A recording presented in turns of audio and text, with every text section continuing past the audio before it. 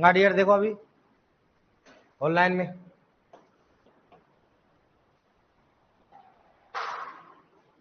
आ जाओ, देखो ऑनलाइन में आओ।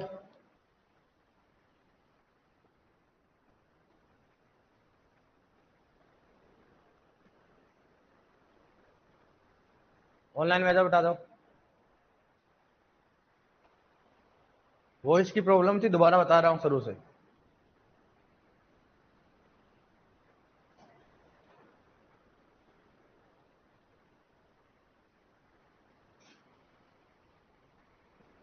हाँ अब देखो, एक बार लिखो दोबारा से, दोबारा। हाँ दोबारा से बता रहा हूँ आपको, ठीक है। हाँ आ जाओ, जल्दी आ जाओ। 41 और बताओ, जल्दी आ जाओ। हाँ दोबारा से बता रहा हूँ शुरू से, पहले वाली क्लास में थोड़ी आवाज नहीं आ रही थी 2-4 मिनट में, दोबारा बता रहा हूँ अब, है ना। अब लिखो इसमें नोट डालो, नोट ऑनलाइन वाला नोट डालना। कल अपन ने न्यूमेरिकल किया था, अब नोट दिखा रहा हूं मैं। ऑनलाइन वालों की तरफ पूरा ध्यान देता हूं मैं, पंकज कुमार मीणा। ऑनलाइन वालों की तरफ ध्यान रहता है, लेकिन लाइन आवाज नहीं आ रही थी तो वापस स्टार्ट करा दिया क्लास। अब दोबारा बता रहा हूं मैं नोट। नोट देखना डियर, नोट लिखना। नोट में लिखो, नोट डालो, नोट में लिखो पीपीएम को किलोग्राम प्रति हेक्टेयर में बदलने के लिए। नोट में लिखो पीपीएम को किलोग्राम प्रति हेक्टेयर में बदलने के लिए, पीपीएम को किलोग्राम प्रति हेक्टेयर में बदलने के लिए पीपीएम को 2.24 से गुणा करते हैं। पीपीएम को 2.24 से गुणा करते हैं। पीपीएम को किलोग्राम प्रति हेक्टेयर में बदलने के लिए पीपीएम को 2.24 से गुणा करते हैं। 2.24 से गुणा करते हैं, ठीक है डियर। आप जस्ट उसके नीचे ऐसे लिख लो, ऑनलाइन वाले लिखो, इसमें लिख लो आप ऐसे, उसके नीचे जस्ट किलोग्राम प्रति हेक्टेयर बराबर क्या होता है, पीपीएम गुणा क्या हो जाएगा 2.24। 2 पॉइंट क्या हो जाएगा 24, ठीक है। कैसे लिखो राबी, कैसे लिखो। यदि मर्दा में, आप क्वेश्चन लिखो इसको नीचे, दूसरा क्वेश्चन लिखा रहा हूं, ऑफलाइन वाले करना। यदि मर्दा में 20 पीपीएम, यदि मर्दा में 20 पीपीएम सल्फर पाया जाता है, यदि मर्दा में 20 पीपीएम सल्फर पाया जाता है, लिखो देखो ऑनलाइन में, यदि मर्दा में 20 पीपीएम सल्फर पाया जाता है तो बताओ, तो बताओ मर्दा में सल्फर, तो बताओ मर्दा में सल्फर किलोग्राम प्रति हेक्टेयर में कितना होगा। तो बताओ मर्दा में सल्फर किलोग्राम प्रति हेक्टेयर में कितना होगा। तो बताओ मर्दा में सल्फर किलोग्राम प्रति हेक्टेयर में कितना होगा, बताओ देखिए ऑनलाइन ऑफलाइन दोनों बताओ। तो मर्दा में सल्फर किलोग्राम प्रति हेक्टेयर में कितना होगा, किलोग्राम प्रति हेक्टेयर में कितना होगा बताओ।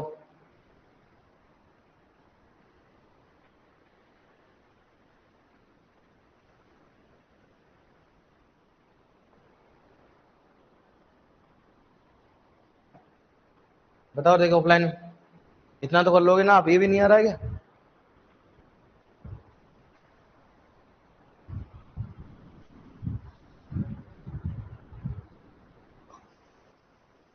ये भी नहीं आ रहा, मुझे लगता है होना ही करना नहीं आ रहा। कोई नहीं बोलेगा बीच में, बोलेगा ही नहीं, बस देखूंगा मैं, बोलेगा नहीं कोई भी, मेरे को आंसर चाहिए लिखा हुआ। ऑनलाइन को कर देता हूं मैं, तो ऑनलाइन दे के बता देता हूं, ऑनलाइन कई सारे बच्चे बता देते हैं। कितना होता है ऑनलाइन में,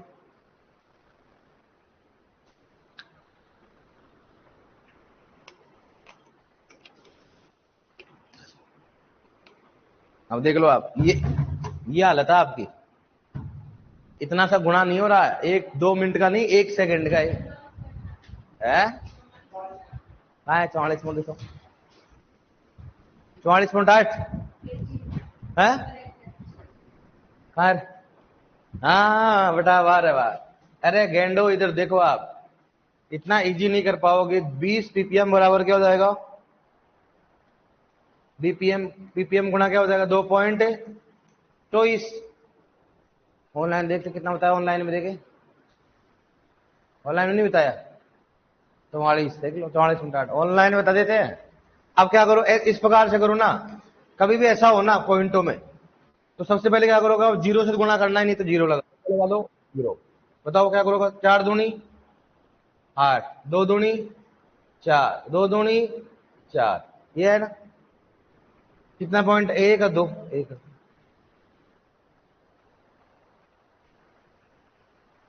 ऐसे कर रहे हैं।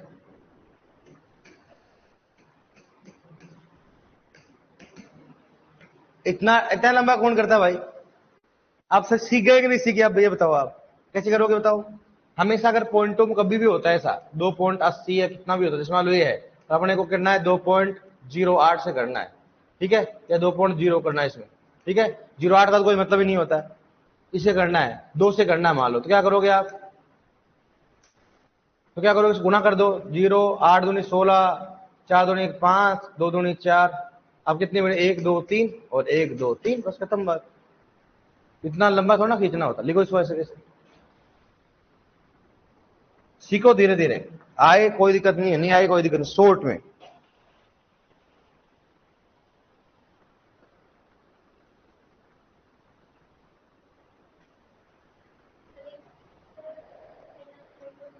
कौन सा? ये वाला? अब लगाओ तो मत लगाओ, कोई दिक्कत नहीं, लेकिन यहां तो लगाना पड़ेगा ना पहले तो, क्योंकि जब भी तो अपन दो यहां दो छोड़ के भी लगाएंगे ना भाई। अपन 0 ये लगाना है। अगर यहाँ ऐसे होता है ना पॉइंट, तो अपन लगाने की जरूरत नहीं थी, लेकिन क्या पॉइंट नहीं है, इसको लगाएंगे ना भाई। आंसर लगाना जरूरी, ये वाला आंसर में मत लगाओ इसको। पॉइंट के बाद कोई डिजिट लगाने की जरूरत नहीं होती, लेकिन ऐसा बना जाता है पॉइंट के बाद 3 डिजिट के बाद लगाना जरूरी नहीं होता है। 3 तक में 3 लगाते हैं, लेकिन 2 जरूर लगाते हैं। क्या लगाते हैं? इसलिए अपने सुनाओ, अपनी परसेंटेज भी क्या होती है, 78.77। कभी भी आपको 1 पॉइंट में नहीं मिलेगी, 2 में मिलती है, 2 डिजिट तक लिखते हैं अपन, ठीक है। लिख लिया आपने? अब देखो, लिखे सभी ऑनलाइन में। अब देखो अपना होगा नॉर्मल इन्फॉर्मेशन। अब अपने पढ़ेंगे 1 बाई 1। सबसे पहले पढ़ेंगे खनिज पोषक तत्व। क्या पढ़ेंगे बताओ? हेडिंग डालो खनिज पोषक तत्व। अब जो नए स्टूडेंट उनको भी मालूम चल जाएगा, पुराने उनको खनिज पोषक तत्व। हेडिंग डालो खनिज पोषक तत्व। कितने होते बताओ? 3। दिलो इसमें खनिज पोषक तत्व। जो नए स्टूडेंट उनको मालूम चल जाएगा, मैं वापस रिपीट करूंगा, खनिज पोषक तत्व।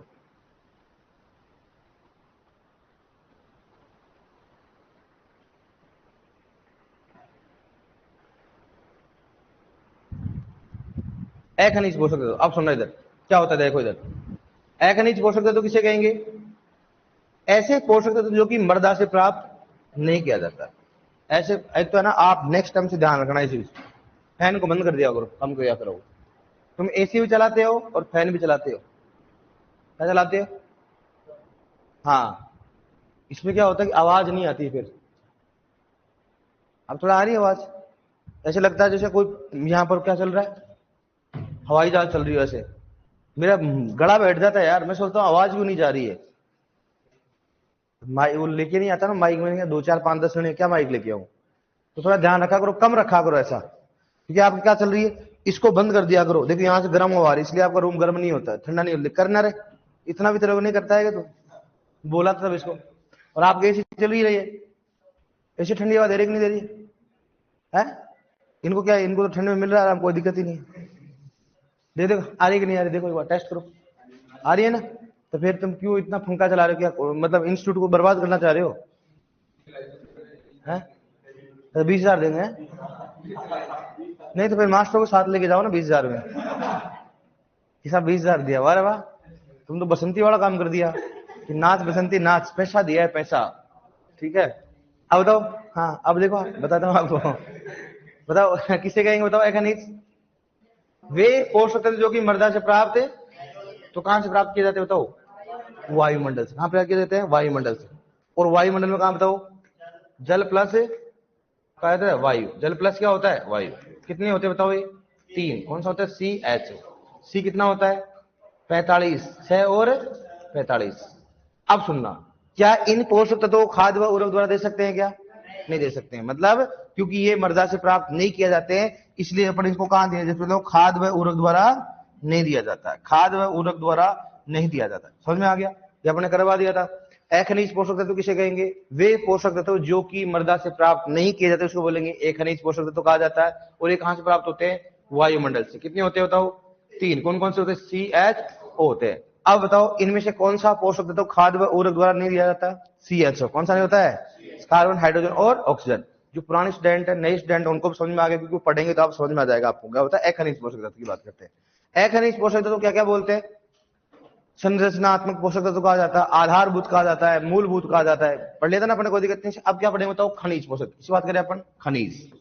खनिज पोषक तत्व कितने होते हैं? खनिज पोषक तत्व कितने होते हैं? कितने होते हैं? 14 होते हैं, ठीक है। और इन पोषक तत्वों को कहां से प्राप्त करते हैं बताओ? मृदा से प्राप्त। कहां करते हैं इसको? मृदा से प्राप्त करते हैं। इन पोषक तत्वों को कहां से प्राप्त करते हैं? मृदा में। इसलिए क्या बोलते हैं इसको बताओ? खनिज पोषक तत्व कहा जाता है। कितने होते हैं बताओ ये? अब बताओ पौधा इसे किसके द्वारा लेगा? जड़ के द्वारा लेगा। कहां से लेगा इसको? मृदा के द्वारा। कहां से लेगा इसको? जड़ से लेता है और मृदा के द्वारा लेगा। और पौधा इसको किस रूप में लेता है? आयन के रूप में। इसमें लेगा इसको आयन। इसका मतलब ये अपन ने पहले बता दिया कि इन जो भी पोषक तत्व की मृदा में कमी आएगी किसके द्वारा देंगे इसको बताओ? खाद व उर्वरक द्वारा। खाद व उर्वरक द्वारा दिया जाता है, ठीक है। अब बताओ खनिज पोषक तत्व किसे कहेंगे? ऐसे पोषक तत्व जिन्हें पौधा मृदा से प्राप्त करता है उसे खनिज पोषक तत्व कहा जाता है। इन्हें पौधा मृदा से जड़ के रूप में आयन द्वारा लेता है। किसे बताओ? मृदा से जड़ के द्वारा आयन के रूप में लेता है तथा कमी होने पर इन्हें खाद व उर्वरक द्वारा दिया जाता है। इनको दो भागों में बांटा जाता है। एक तो कौन सा बताओ? सबसे पहले कौन सा बताओ? मुख्य पोषक तत्व। कौन सा होता है? मुख्य पोषक तत्वों की बात करते हैं, पढ़ाए ना आपको। और दूसरा कौन सा होता है? सूक्ष्म। मुख्य पोषक तत्व पहले क्या होता है बताओ? ऐसे पोषक तत्व जिनकी आवश्यकता कौन सी होती है? 1 ppm से ज्यादा। 1 ppm से ज्यादा उनको क्या बोलेंगे? मुख्य पोषक तत्व। मुख्य पोषक तत्व की संख्या 6 होती है। मुख्य पोषक तत्व को दो भागों में बांटते हैं। कौन कौन सा? प्राथमिक हो गया। दूसरा कौन सा हो गया? प्राथमिक कौन कौन से होते हैं? NPK। और द्वितीय कौन से होते बताओ? कैल्शियम, मैग्नीशियम और सल्फर। अब अपन क्या पढ़ेंगे बताओ? नाइट्रोजन। क्या पढ़ेंगे? 1 by 1 पढ़ेंगे। तो अपने मतलब देखो, सबसे पहले अखनिज। अखनिज किसे कहेंगे? वे पोषक तत्व जो कि मृदा से प्राप्त नहीं करते। और खनिज किसे कहेंगे? जो कि मृदा से प्राप्त करते हैं। खनिज पोषक तत्व को खाद्य व उर्वरक द्वारा दिया जाता है, जबकि एक खनिज पोषक तत्व खाद्य व उर्वरक द्वारा नहीं दिया जाता। इनमें से किस पोषक तत्व को खाद्य व उर्वरक द्वारा नहीं दिया जाता? CHO। बताओ CHO पौधा कहां से प्राप्त करता है? वायुमंडल से। कितना प्रतिशत कहते हैं बताओ? 96%। कितना होता है? 96 होता है। कार्बन कितना होता है? हाइड्रोजन कितना होता है? ऑक्सीजन कितना होता है? समझ में आ गया? आप कर लोगे। अब खनिज किसे कहेंगे? जो मृदा से प्राप्त करते हैं और कमी होने पर खाद व उर्वरक दिया जाता है। तथा इनको दो भागों में बांटते हैं। तो मुख्य पोषक तत्व किसे कहेंगे? जिनकी आवश्यकता 1 ppm से ज्यादा। मुख्य पोषक तत्व की संख्या 6। कौन कौन से होते हैं? NPK और कैल्शियम, मैग्नीशियम, सल्फर। इनमें से कौन से गौण पोषक तत्व है? कैल्शियम, मैग्नीशियम और सल्फर होता है। इनमें से कौन सा प्राथमिक पोषक तत्व है? कौन सा होता है? NPK। समझ में आ गया आपको? अब लिखो आप, फिर एक और पढ़ेंगे। सबसे पहले लिखो अखनिज पोषक तत्व। हेडिंग डालो अखनिज पोषक तत्व और ब्रैकेट में लिखो 3। लिख लिया आपने? लिखो वे पोषक तत्व, लिखो वे पोषक तत्व जो कि पौधा, वे पोषक तत्व जो कि पौधा, वे पोषक तत्व जो कि पौधा मृदा से प्राप्त नहीं करता। वे पोषक तत्व जो कि पौधा मृदा से प्राप्त नहीं करता। वे पोषक तत्व जो कि पौधा मृदा से प्राप्त नहीं करता, जो कि पौधा मृदा से प्राप्त नहीं करता, उसे अखनिज पोषक तत्व कहा जाता है। उसे अखनिज पोषक तत्व कहा जाता है। उसे अखनिज पोषक तत्व कहा जाता है। उसे अखनिज पोषक तत्व कहा जाता है। लिखो नेक्स्ट। लिखो पौधा इन पोषक तत्वों को, पौधा इन पोषक तत्वों को, पौधा इन पोषक तत्वों को खाद व उर्वरक द्वारा, पौधा इन पोषक तत्वों खाद व उर्वरक द्वारा नहीं दिया जाता। पौधे को, ऐसे लिखो, पौधे को इन पोषक तत्वों को खाद व उर्वरक द्वारा नहीं दिया जाता ना। पौधे को, शुरू में लिखा ना, पौधे को क्या लिखा आपने? हाँ पौधे, ना इसमें लिख लो पौधे को। हाँ पौधे को इन पोषक तत्वों को ना, पौधे को इन पोषक तत्वों को खाद व उर्वरक द्वारा नहीं दिया जाता। पौधे को इन पोषक तत्वों को खाद व उर्वरक द्वारा नहीं दिया जाता। किसके द्वारा नहीं दिया जाता? बताओ? खाद, ये लिख रखा है लेकिन एक बार दोबारा लिखो, ठीक है। नेक्स्ट लिखो, इसमें लिखो ये पोषक तत्व पौधा, देखो ये पोषक तत्व पौधा वायुमंडल से प्राप्त करता है, ये पोषक तत्व पौधा वायुमंडल से प्राप्त करता है, ये पोषक तत्व पौधा वायुमंडल से प्राप्त करता है, ये पोषक तत्व पौधा वायुमंडल से प्राप्त करता है, ये पोषक तत्व पौधा वायुमंडल से प्राप्त करता है, ये पोषक तत्व पौधा वायुमंडल से प्राप्त करता है, वायुमंडल से प्राप्त करता है। हाँ करता है, बताओ अब कितने बताओ, क्या लिखोगे आप, सी ऐसे लिखो आप, और क्या लिखोगे, सी का ब्रैकेट में कितने लिखोगे, 45% है ना। दूसरा कौन सा हो गया, एच, सी लिख लिया आपने, ब्रैकेट भी लिख लो, एच और ब्रैकेट भी लिख लो, बताओ कितना कितना है, तो सी कितना है 45%, और बताओ एच कितना है, कितना हो गया 6%, और ओ कितना है, सी एच ओ कितना हो गया 45, कितना हो गया, और टोटल कितना बताओ 96%। देख लो ऐसे, ये मैंने पहले लिखवा दिया था, लेकिन अगर नए स्टूडेंट है तो वो भी लिख लो, पुराने भी लिख लो, ताकि अपने को वापस थोड़ा समझ में आ जाए अपने को।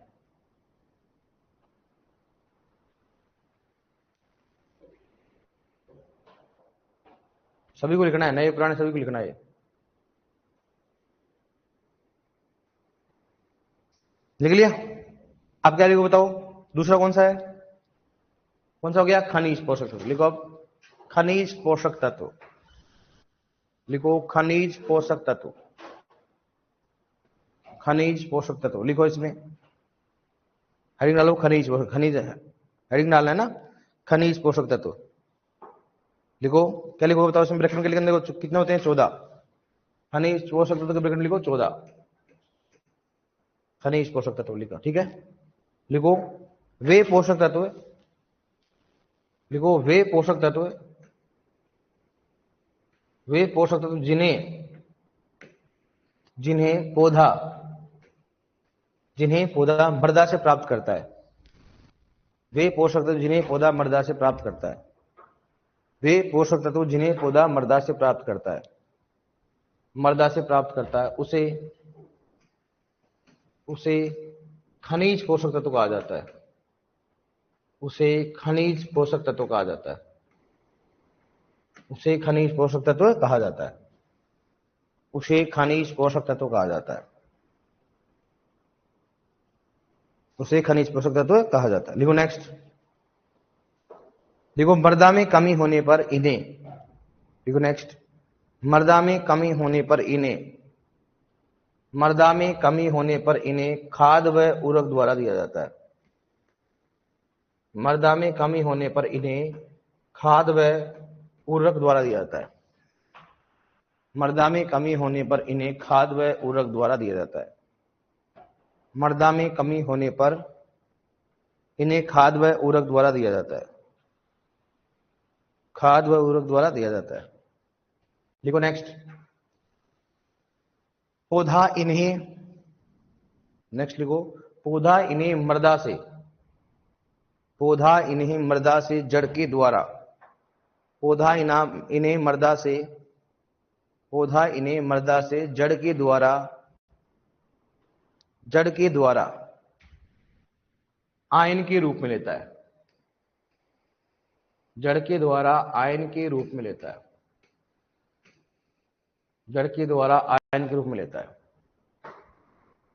जड़ के द्वारा आयन के रूप में लेता है, जड़ के द्वारा आयन के रूप में लेता है, जड़ के द्वारा आयन के रूप में, समझ में आ गया ना। अब बताओ इसमें सबसे पहले कौन सा है, कौन सा वगैरह है, मुख्य पोषक। लिखो इसमें वन पढ़ेंगे ना, वर्गीकरण किया होगा आपने, देखा ना वर्गीकरण में आपने। अब लिखो हेडिंग डालो मुख्य पोषक तत्व, मुख्य पोषक तत्व ब्रैकेट में लिखो 6, मुख्य पोषक तत्व, मुख्य पोषक तत्व, मुख्य पोषक तत्व, और ब्रैकेट में लिखो तो बताओ 6, मुख्य पोषक तत्व ब्रैकेट में लिखो 6। लिखो इसमें ऐसे पोषक तत्व, इसमें लिखो आगे, ऐसे पोषक तत्व जिनकी आवश्यकता, ऐसे पोषक तत्व जिनकी आवश्यकता जिनकी आवश्यकता, ऐसे पोषक तत्व जिनकी आवश्यकता पौधों में, जिनकी आवश्यकता पौधों में 1 ppm से अधिक हो, 1 ppm से अधिक हो, 1 ppm से अधिक हो, 1 ppm से अधिक हो, 1 ppm से अधिक हो, ठीक है, या अधिक मात्रा में आवश्यक हो, या अधिक मात्रा में आवश्यक हो, उसे मुख्य पोषक तत्व कहा जाता है, उसे मुख्य पोषक तत्व कहा जाता है, उसे मुख्य पोषक तत्व कहा जाता है। कौन कौन से बताओ, उदाहरण एग्जाम्पल कौन कौन सा है? एन, पी, के, कैल्शियम, मैग्नीशियम और सल्फर। चलिए लिख लो ऐसे।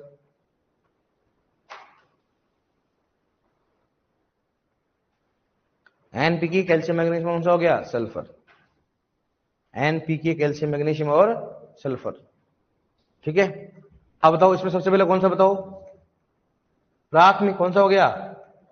देखो प्राथमिक पोषक तत्व, प्राथमिक पोषक तत्व कितने बताओ? ये 3। कौन कौन सा है? हेडिंग डालो एन, पी और के। हेडिंग डालो प्राथमिक पोषक तत्व हो गए, और प्राथमिक हेडिंग डालो प्राथमिक पोषक तत्व और व्याकरण लिखो 3। और कौन कौन से होते हैं? एन, पी और के।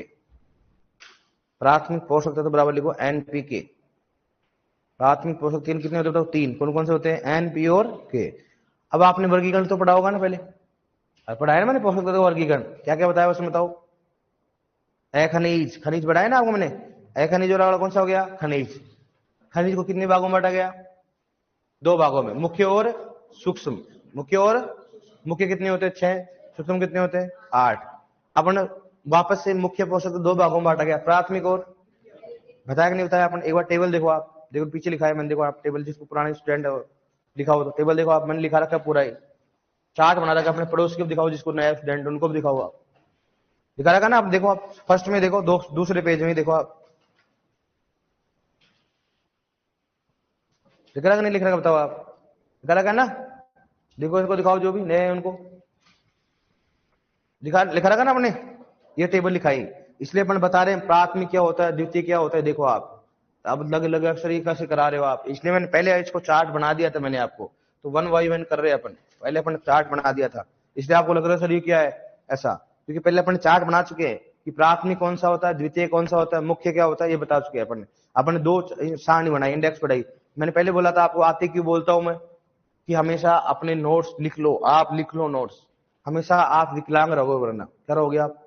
क्योंकि आपके मन में ये रहेगा हमेशा कि मेरा चैप्टर क्या है, छूटा हुआ। हो सके तो चलेगा लगभग 15 दिन और चलेगा। कितना दिन चलेगा?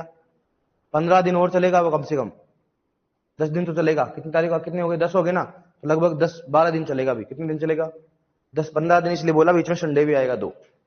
तो इसका मतलब आप बड़े चैप्टर को पढ़ रहे हो और उसमें भी आप अगर 3 पेज छूटे हुए हैं और फिर भी मन में यही भावना है कि मेरा छूटा हुआ है, तो इस टॉपिक को पढ़ना पर मुश्किल है।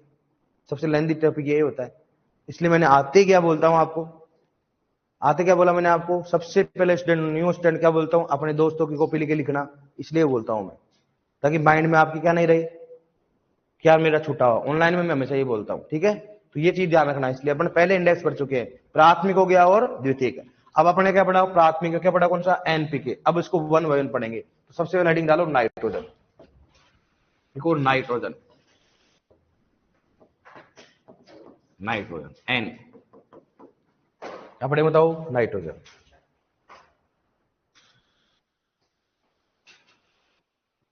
क्या पढ़ेंगे अपन? नाइट्रोजन।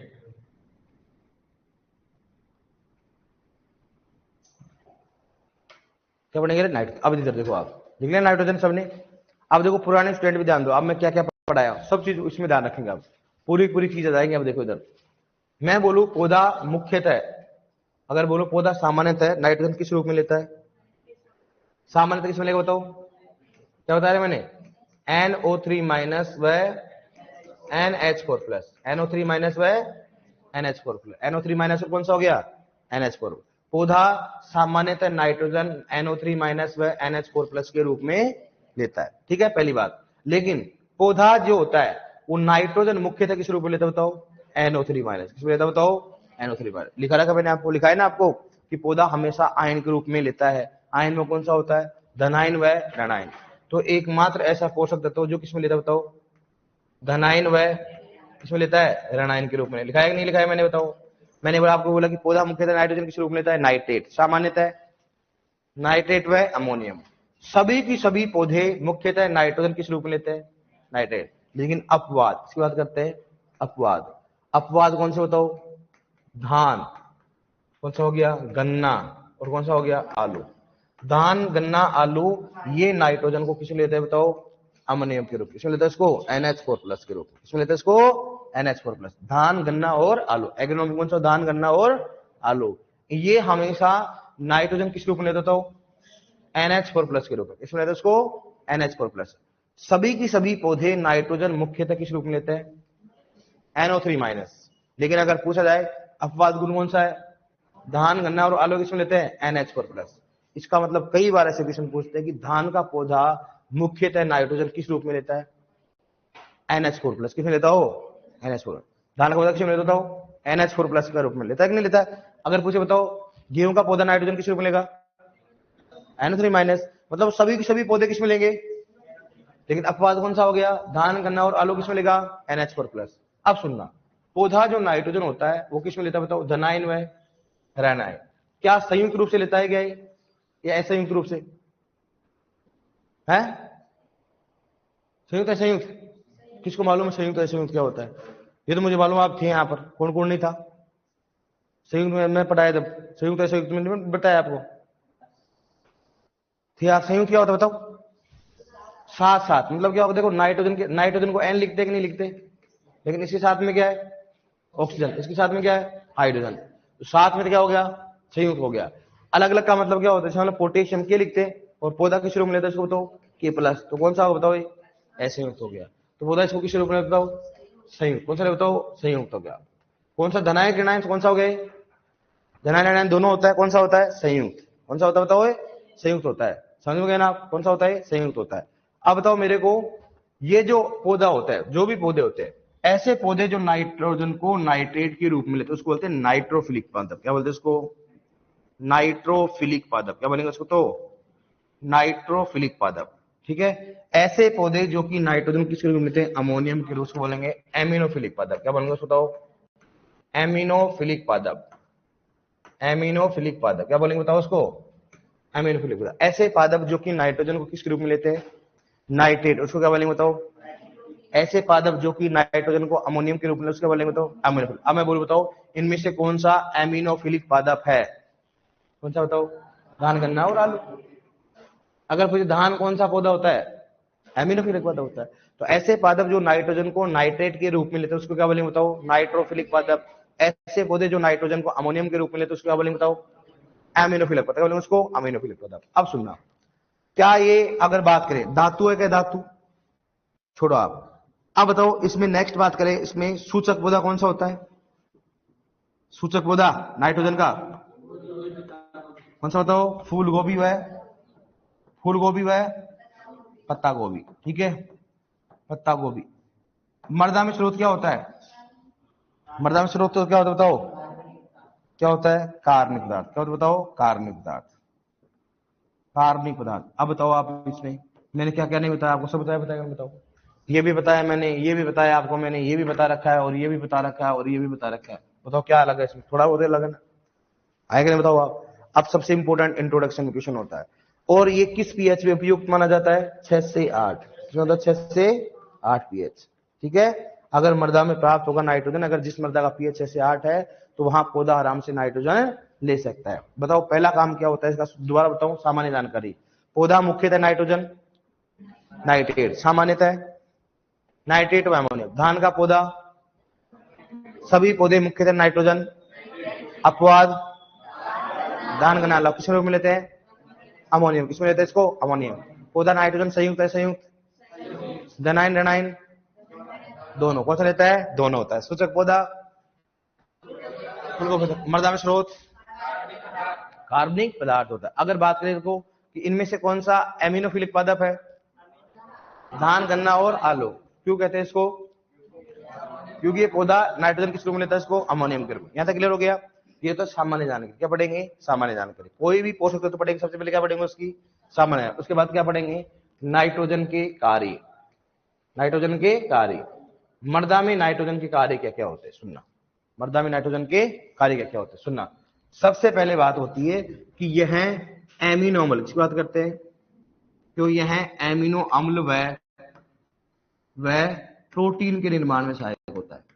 यह एमिनो अम्ल व प्रोटीन के निर्माण में क्या होता है, सहायक होता है। ठीक है, सर कैसे होता है, याद रखना, प्रोटीन में नाइट्रोजन कितना होता है, 16%। कितना होता है, 16। प्रोटीन में नाइट्रोजन कितना होता है, 16%। इसलिए प्रोटीन का एमिनो अम्ल का क्या होता है, मुख्य बात होता है। ठीक है, दूसरा, नाइट्रोजन किसमें भाग लेता है बताओ, वानस्पतिक वृद्धि। किसमें होता है, वानस्पतिक वृद्धि में सहायक होता है। किसमें होता है, वानस्पतिक वृद्धि में।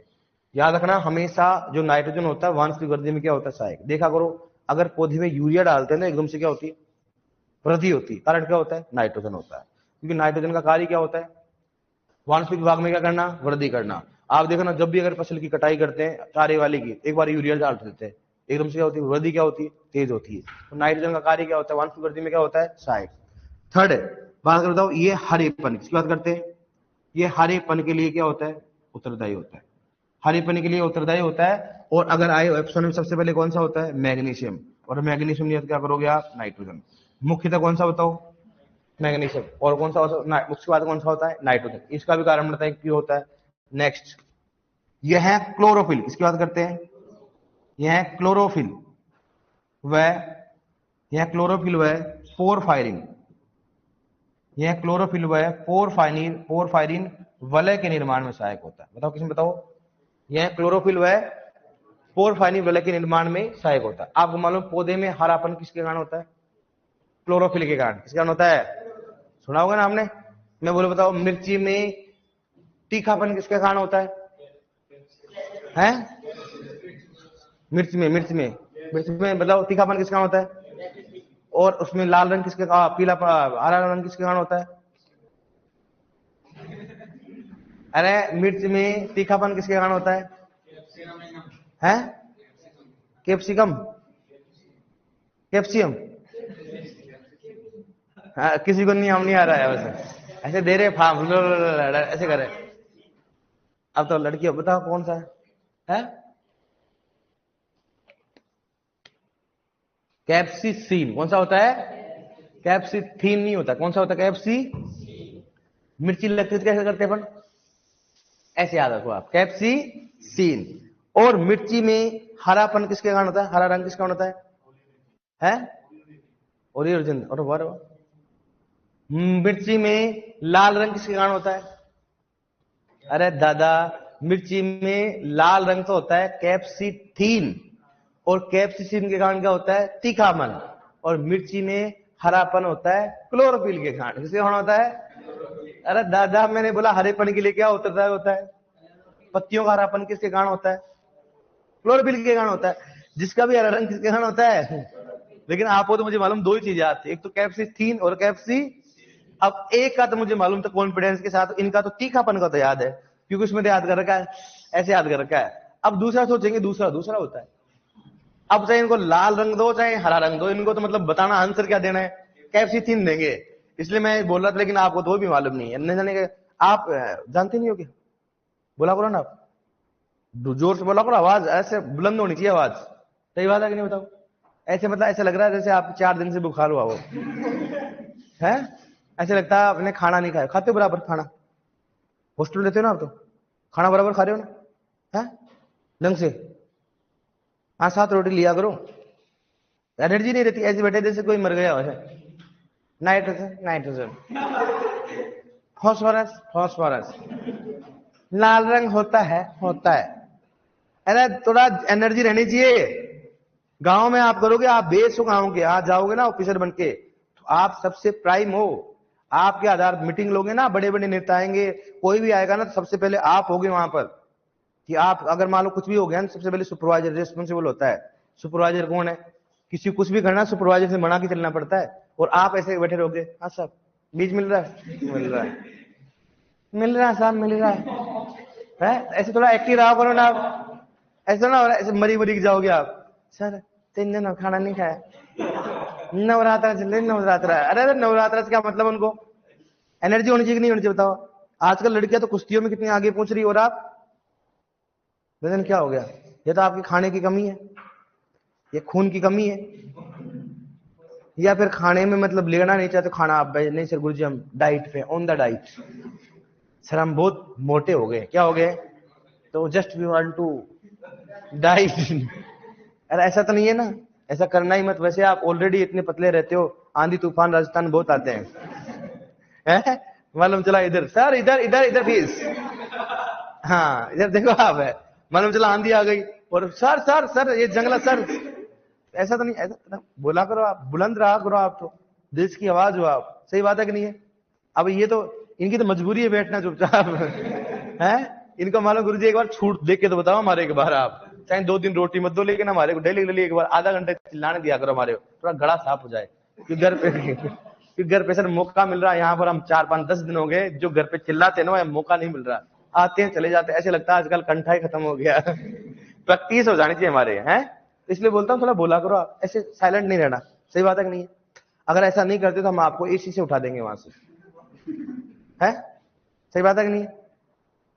तो आप बोलोगे कि नहीं बोलोगे? नेक्स्ट टाइम बोलोगे ना? देख एसी के नाम से बोल लेंगे, लेकिन नेक्स्ट टाइम से अगर नहीं बोले, रियली उतारा हूं, वहां बैठाऊंगा पीछे ताकि गर्मी लगे, और फैन और बंद कर दूंगा ताकि गर्मी लगे कि कुछ तो बोलेंगे कम से कम है। हाँ यार इधर आगे एसी के नीचे बैठ जाते, उनको मैं ठंडा आराम मिल रही है, नींद लेती रहती है आराम से, खाना तो सल्टा के आ ही जाती है।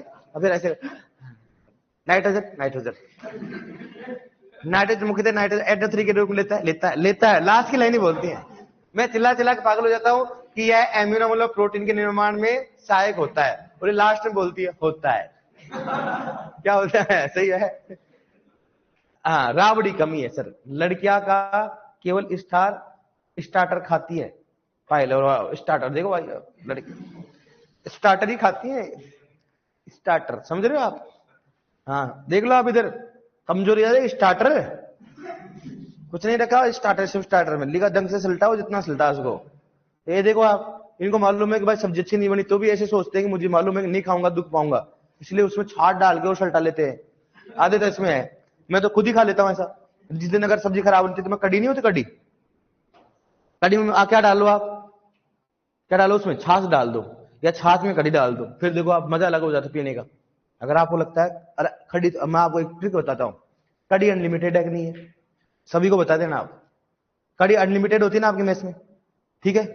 अब क्या करो, कड़ी पीने का तरीका बताऊं, छाछ पीने का क्वांटिटी बढ़ाने का तरीका बताऊं। बड़ा वाला मैच का वो नहीं आता है, उसमें डालो क्या, कड़ी डालो, और आधा गिलास डालो छाछ, और फिर पी के देखो आप, रस आ जाएगा रस।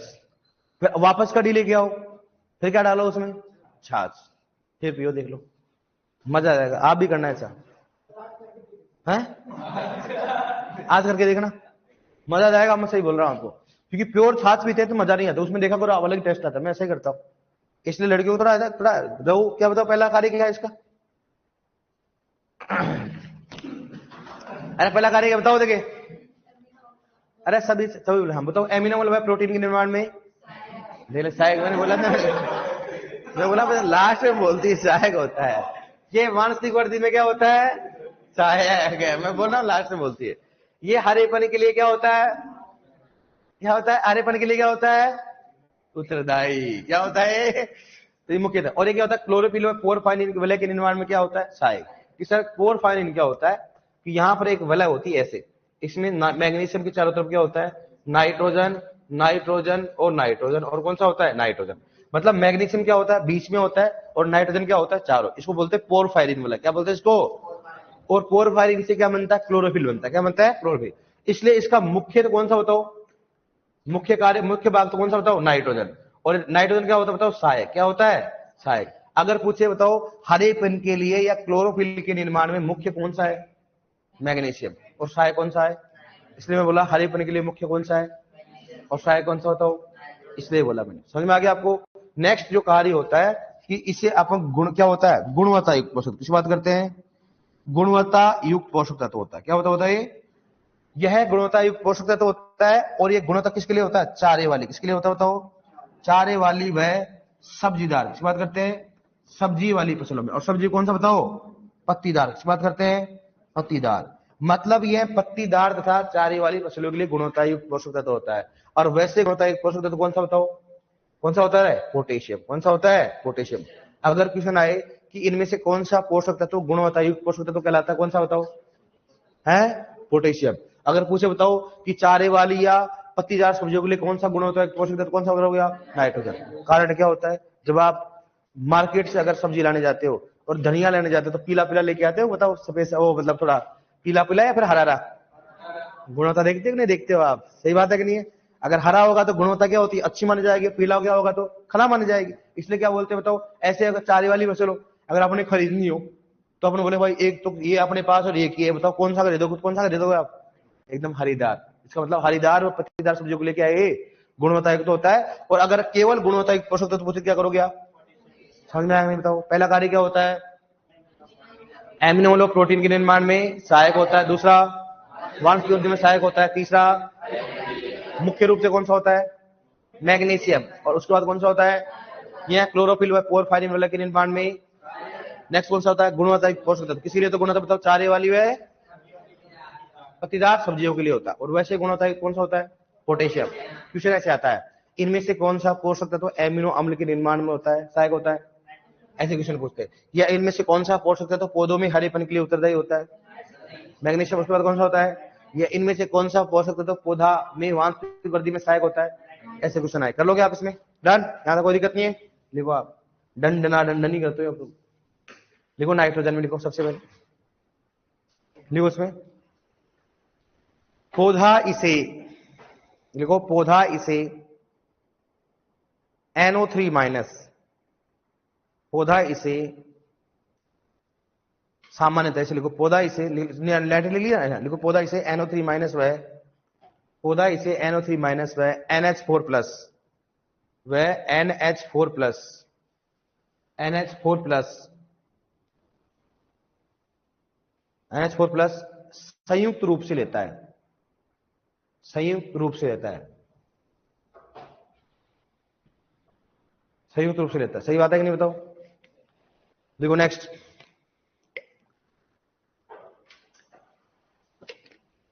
पौधा नाइट्रोजन को पौधा नाइट्रोजन को धनायन व ऋणायन दोनों के रूप में लेता है। पौधा नाइट्रोजन को धनायन व ऋणायन दोनों के रूप में लेता है।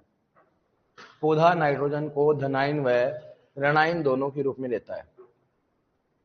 धनायन व ऋणायन दोनों के रूप में लेता है।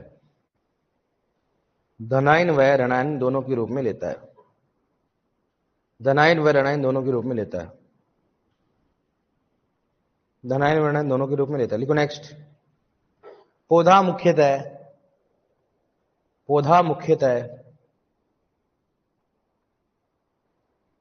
नाइट्रोजन, पौधा मुख्यतः नाइट्रोजन NO3 माइनस, पौधा मुख्यतः नाइट्रोजन NO3 माइनस, ब्रैकेट में क्या लिखोगे बताओ? नाइट्रेट।